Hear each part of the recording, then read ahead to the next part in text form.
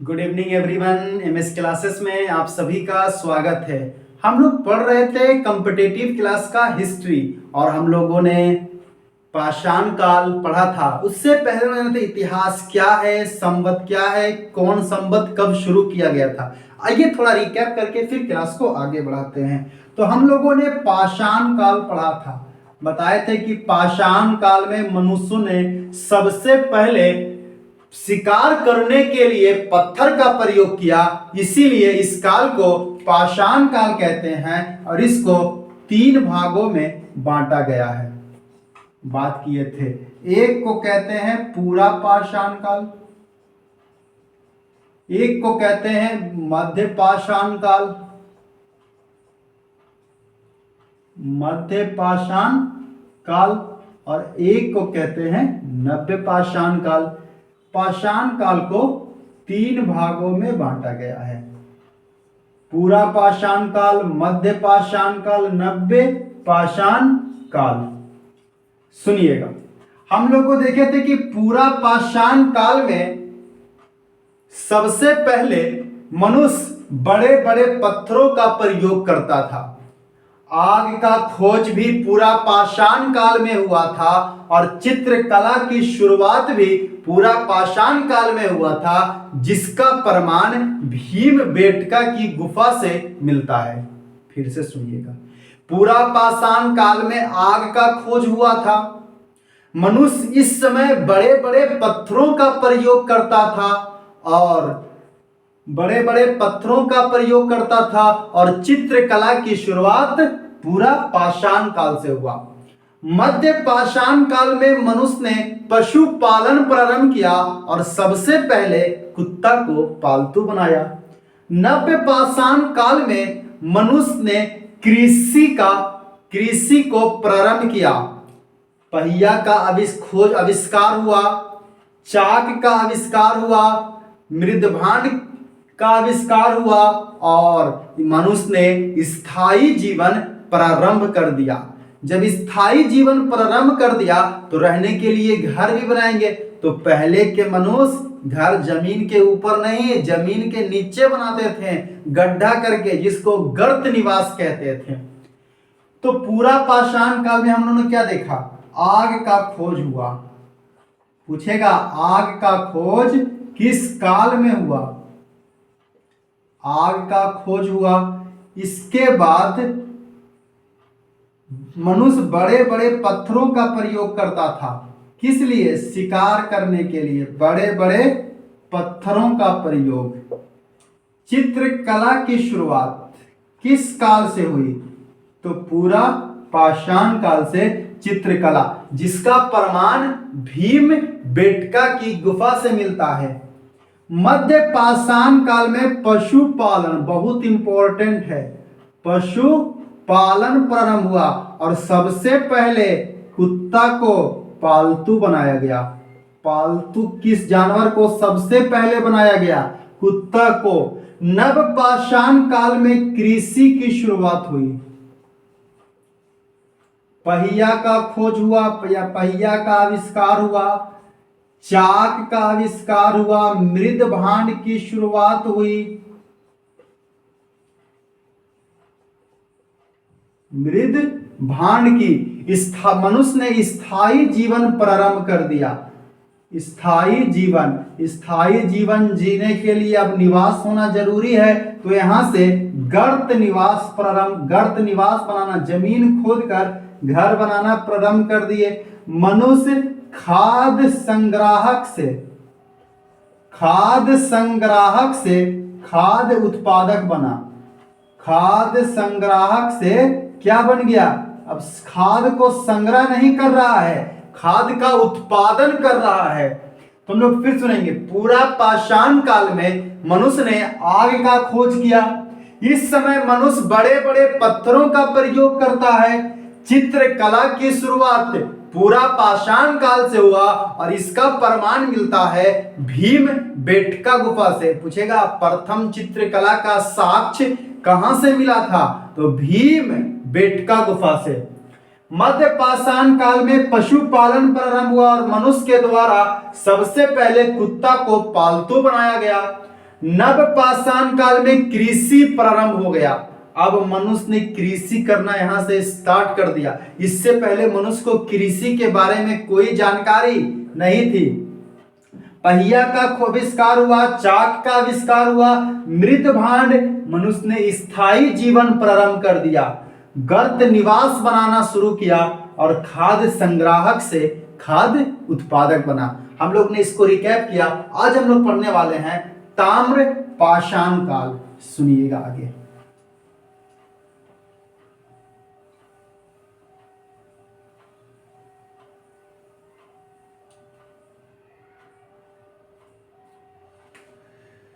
ताम्र पाषाण काल, ताम्र पाषाण काल। ताम्र पाषाण काल में मनुष्य ने सबसे पहले धातु के रूप में तांबा का प्रयोग किया। ताम्र पाषाण काल नाम पड़ने का अर्थ है कि अब मनुष्य यहां से तांबा का उपयोग करना प्रारंभ कर चुका है। ताम्र पाषाण काल में ही ग्रामीण संस्कृति का उदय हुआ। स्थायी जीवन नव पाषाण काल में प्रारंभ हुआ। अब लोग एक गांव के तरह रहने लगे और ग्रामीण संस्कृति का उदय ताम्र पाषाण काल में हुआ। और ताम्र पाषाण काल को भी दो भागों में बांटा गया है। तो हम लोग क्या क्या जाने? सबसे पहले मनुष्य ने सबसे पहले किस धातु का प्रयोग किया? मनुष्य ने सबसे पहले तांबा धातु का प्रयोग किया। पूछेगा मनुष्य के द्वारा प्रयोग किया गया पहला धातु कौन था? तांबा धातु का प्रयोग किया। मनुष्य के द्वारा सबसे पहले किस धातु का प्रयोग किया गया? तांबा धातु का प्रयोग किया गया। मनुष्य ने सबसे पहले किस धातु का प्रयोग किया? तो मनुष्य ने सबसे पहले तांबा धातु का प्रयोग किया। मनुष्य ने सबसे पहले ग्रामीण संस्कृति का उदय हुआ। ग्रामीण संस्कृति का उदय किस काल में हुआ? तो ताम्र पाषाण काल में। ग्रामीण संस्कृति का उदय किस काल में हुआ? ताम्र पाषाण काल में हुआ। और ताम्र पाषाण काल को दो भागों में बांटा गया है। कौन कौन दो भागों में बांटा गया है? ताम्र पाषाण काल को दो भागों में बांटा गया है। मनुष्य ने सबसे पहले किस धातु का प्रयोग किया? तो तांबा का प्रयोग किया। ग्रामीण संस्कृति का उदय किस काल में हुआ? ताम्र पाषाण काल में। और ताम्र पाषाण काल को दो भागों में बांटा गया। एक को कहते हैं पाक हड़प्पा। पाक हड़प्पा, हड़प्पा से पहले। पाक मतलब होता है पहले, हड़प्पा से पहले। और एक को कहते हैं उत्तर हड़प्पा। उत्तर हड़प्पा यानी हड़प्पा के बाद। हड़प्पा के बाद। तो पाक हड़प्पा और उत्तर हड़प्पा। पाक हड़प्पा में पूछेगा कौन कौन ग्रामीण संस्कृति थी, उत्तर हड़प्पा में कौन कौन ग्रामीण संस्कृति थी। आइए दोनों का हम लोग ग्रामीण संस्कृति, ग्रामीण क्षेत्र, ग्रामीण संस्कृति जानते हैं। इसमें चार प्रमुख ग्रामीण संस्कृति का उदय हुआ था और इसमें हम लोग एक के बारे में जानेंगे। मैचिंग करने के लिए देगा कौन किस राज्य में है। तो पहला का नाम है जोरवे संस्कृति, जोरवे। दूसरा का नाम है आहड़। तीसरा का नाम है काइथा। और चौथा का नाम है मालवा। जोरवे, आहड़, काइथा और मालवा। और एक इसमें है, इसका नाम है झुक्कर झांझर। झुक्कर झांझर संस्कृति, ग्रामीण संस्कृति। इन सभी का किस राज्य में अभी वर्तमान में स्थित है वो इंपॉर्टेंट है। पाक हड़प्पा का मतलब क्या होता है? हड़प्पा से पहले। उत्तर हड़प्पा मतलब हड़प्पा के बाद। पाक हड़प्पा के प्रमुख ग्रामीण संस्कृति में कौन कौन आता है? जोरवे, आहड़, काइथा, मालवा। जोरवे महाराष्ट्र में है। पूछेगा जोरवे ग्रामीण संस्कृति जो ताम्रपाषाण काल की संस्कृति थे वो वर्तमान किस राज्य में स्थित है? महाराष्ट्र में। आहड़ है राजस्थान में। आहड़ कहां है? राजस्थान में। काइथा मध्य प्रदेश में। काइथा मध्य प्रदेश में और मालवा भी मध्य प्रदेश में है। काइथा मध्य प्रदेश में और मालवा भी मध्य प्रदेश में। झुक्कर झांझर संस्कृति ये सिंध प्रांत में है और सिंध प्रांत वर्तमान में पाकिस्तान में है। सिंध प्रांत वर्तमान में कहां है? पाकिस्तान में है। तो ताम्रपाषाण काल को दो भागों में बांटा गया है। एक को कहते हैं पाक हड़प्पा और एक को कहते हैं उत्तर हड़प्पा। पाक हड़प्पा का मतलब होता है हड़प्पा से पहले और उत्तर हड़प्पा का मतलब होता है हड़प्पा के बाद। पाक हड़प्पा के प्रमुख 4 ग्रामीण संस्कृति याद रखिएगा। क्या नाम है? जोरवे, आहड़, काइथा, मालवा। जबकि उत्तर हड़प्पा का एक प्रमुख ग्रामीण संस्कृति झुक्कर झांझर है। इतना नोट कर लीजिए। तो हम लोग स्टार्ट करते हैं हड़प्पा सभ्यता। नोट करते चलिएगा कॉपी में, तो आपका नोट्स अच्छा बन जाएगा और पढ़ने में मजा आएगा। उम्मीद है आपको क्लास अच्छा लग रहा होगा। अभी स्टार्ट हुआ है, हम लोग धीरे धीरे पूरा पढ़ लेंगे इतिहास। इसको हम मिटा रहे हैं, आप लोग नोट करते चलिएगा।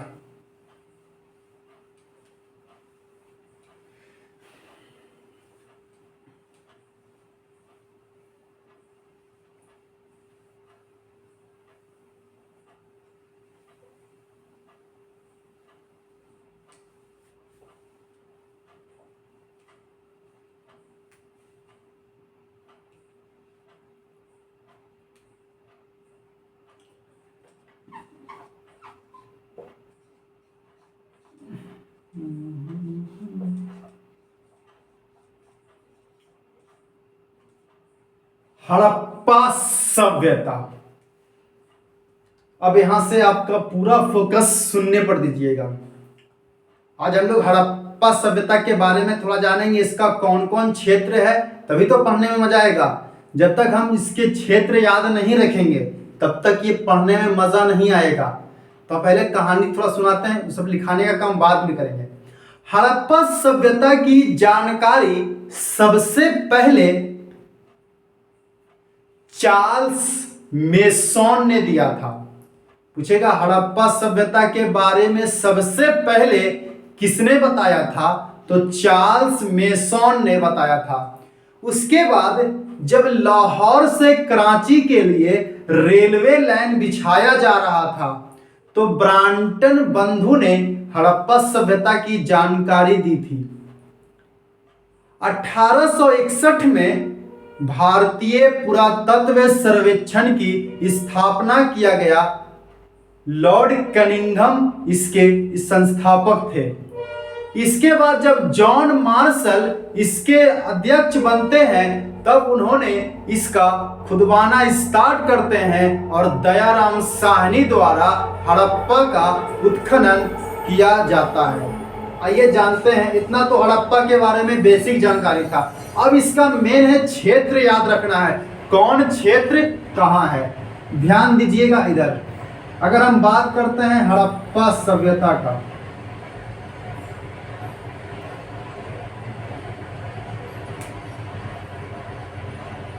हड़प्पा सभ्यता का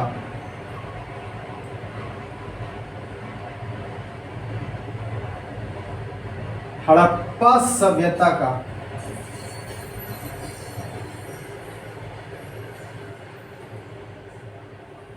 ये है हड़प्पा सभ्यता।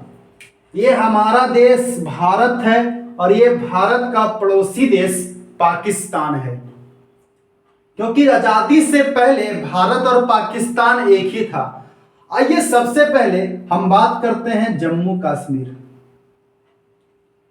जम्मू कश्मीर, इसके बाद इधर बात करते हैं पंजाब, हरियाणा, इसके बाद हम लोग चलेंगे राजस्थान, राजस्थान के बाद आएंगे गुजरात। सबसे ऊपर कौन है? जम्मू कश्मीर, पंजाब, हरियाणा, राजस्थान, गुजरात। इधर अगर हम बात करते हैं तो ये हमारा उत्तर प्रदेश है। इधर हम पाकिस्तान में बात करते हैं तो पाकिस्तान का ये क्षेत्र सिंध प्रांत है ना। पाकिस्तान का ये क्षेत्र पंजाब है, पंजाब के नीचे जो क्षेत्र है ये सिंध प्रांत है, और इधर इसका क्षेत्र बलूचिस्तान है। सुनिएगा, सुना रहे हैं। इसका कुछ क्षेत्र हम लोग भारत में ध्यान में रखेंगे। पहले हम इसका चौहद्दी का बात करते हैं। इसका सबसे ऊपर कौन है, सबसे नीचे कौन है, सबसे पूरब में कौन है, सबसे पश्चिम में कौन है? ध्यान से सुनिएगा, याद हो जाएगा। अगर हम सबसे ऊपर बात करते हैं तो इसके सबसे उत्तर में हड़प्पा सभ्यता का सबसे उत्तरी वाला है, वो है मांडा।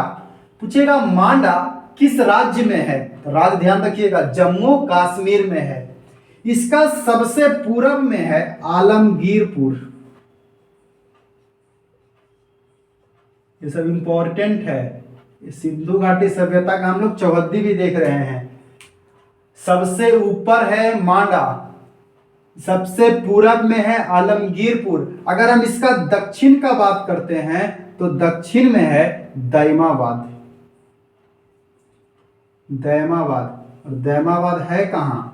ये महाराष्ट्र में है, दैमाबाद। इसका सबसे पश्चिमी क्षेत्र का बात करते हैं तो ये है सुतका गेंडोर। ये है सिंधु घाटी सभ्यता का चौहद्दी। उत्तर में मांडा, दक्षिण में दायमाबाद, पूरब में पूर है, पूरब में पूर है आलमगीरपुर, दक्षिण तो दैमाबाद, पश्चिम में सूरज सुत जाता है ना तो सुतका गेंडोर, और उत्तर में ऊपर में मुंडी है ना हम लोगों का, तो ये मांडा है। ध्यान में रह गया होगा। ऊपर बोलेगा सोचेगा ऊपर में मुंडी है ना, मुंडी मतलब मुंह है तो मांडा। दक्षिण बोलेगा तो दैमाबाद, पूरब में पूर है, पूरब में पूर है आलमगीरपुर, और पश्चिम में सुत गया सूर्य तो सुत का गेंडोर। ये था हड़प्पा सभ्यता का चौहद्दी। इतना तो कम से कम याद होना चाहिए। इसके बाद ये कौन क्षेत्र है? ये है पंजाब, ये है हरियाणा। हम लोग कुछ कुछ क्षेत्र ध्यान में रखेंगे। ये है राजस्थान, यहाँ का क्षेत्र याद रखेंगे।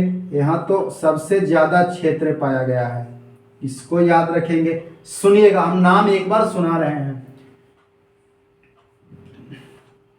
पंजाब का जगह है रोपड़, रोपड़। हरियाणा में दो जगह का नाम याद रखिएगा। एक का नाम है बनवाली, हरियाणा में बनवाली राखीगढ़ी, बनवाली और राखीगढ़ी। राजस्थान का जगह है कालीबंगा, और गुजरात में तो सर्वाधिक जगह है। कौन कौन है? धौलावीरा, लोथल,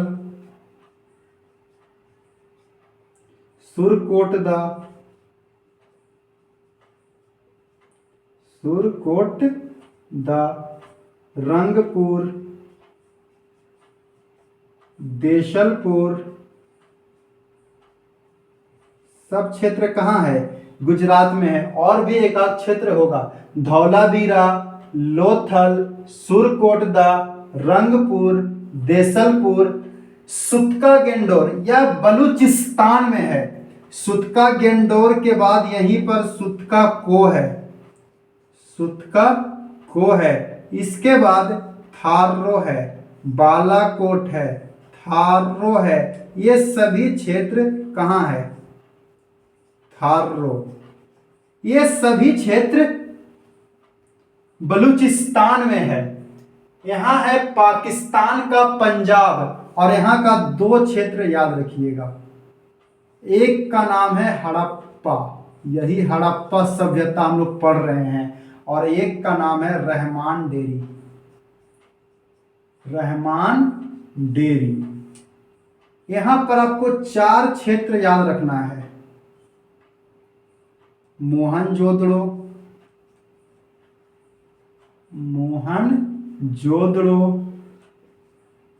चानहुदड़ो,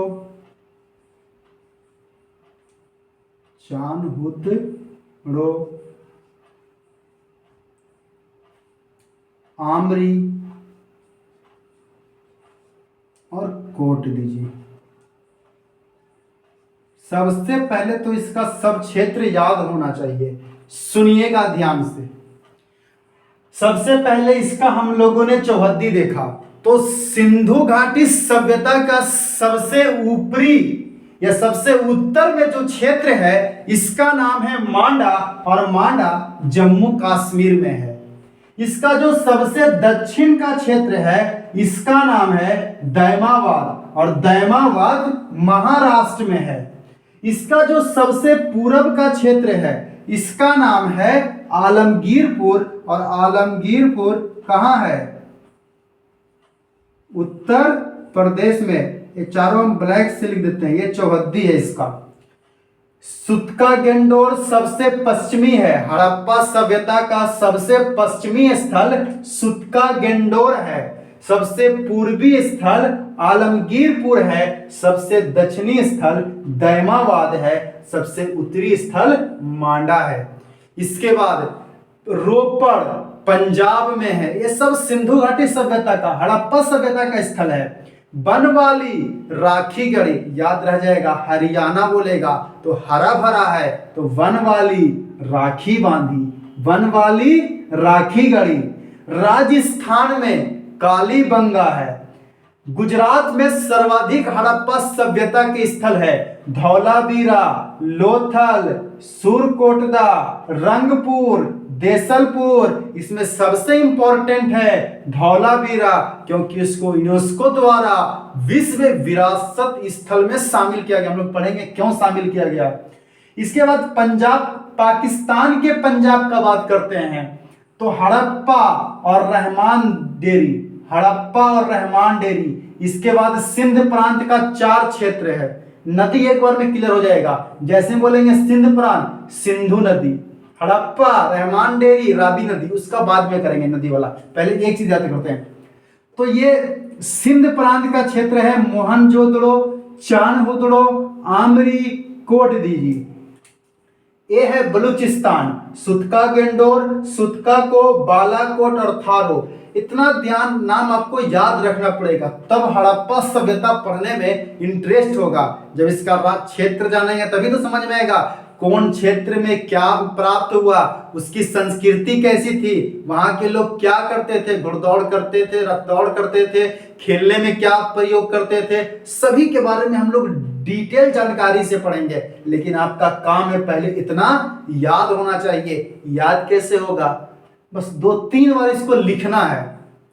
एक बार आप देख के नोट कर लीजिए, उसके बाद कोशिश कीजिए हम बिना देखे इसको लिखें। सभी कौन राज्य है, इसका चौहद्दी क्या है, ये तो याद होना चाहिए। सिंधु घाटी सभ्यता का आकार लगभग त्रिभुजाकार है और इसका क्षेत्रफल लगभग 3 लाख वर्ग किलोमीटर है। आगे हम लोग एक एक क्षेत्र के बारे में पढ़ेंगे, कौन क्षेत्र किस नदी के किनारे है। फिर मिलते हैं अगले क्लास में। आज के लिए इतना ही, बाय।